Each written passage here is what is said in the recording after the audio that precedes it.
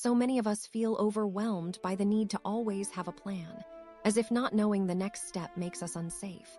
But Kierkegaard invites us to see uncertainty not as a threat, but as a space for courage and growth. Life can only be understood backwards, but it must be lived forwards. Søren Kierkegaard. The truth is, Kierkegaard teaches that waiting until everything is certain before acting is a trap.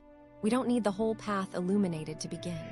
Sometimes, the bravest thing we can do is to take a step forward, imperfect, unsure, but open. Practicing this leap of faith frees us from the impossible burden of controlling all outcomes. Let's look at 3 practical ways to live this out.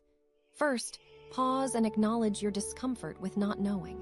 When you notice anxiety rising because the future isn't mapped out, try to simply observe it. I notice I feel uncertain, and that makes me uneasy. Bravery isn't about eliminating this discomfort. It's about making space for it. Kierkegaard believed anxiety is part of being human. It signals the intensity and possibility of becoming more than what we are. By naming the pressure to have all the answers, you remind yourself that it's normal and does not need to be resolved before you move. Second, experiment with taking small, imperfect steps forward, without waiting for certainty. Start with low-stakes decisions or daily routines. Choose one thing today where the outcome isn't guaranteed, and do it anyway. If you've been waiting to make a plan for the future until you feel sure, try drafting the first page, not the whole book. This is what Kierkegaard called a leap of faith.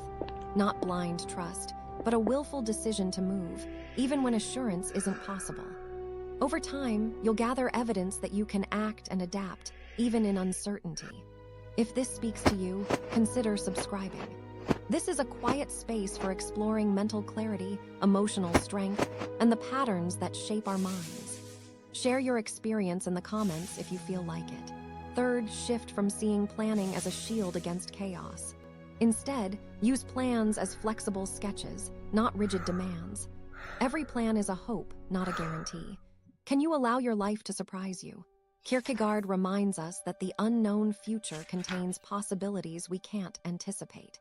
If you're open to adjusting course, you transform uncertainty from a source of fear to an invitation for meaning.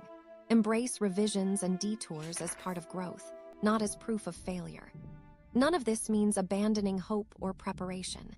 It means loosening your grip on the illusion that you can, or should, predict and control every outcome.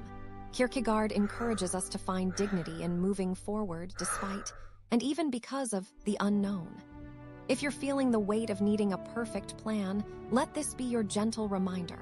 Uncertainty is not a void, it's an opening. You don't have to know all the answers to start. By welcoming uncertainty as part of living and daring to act in faith, you honor your own unfolding.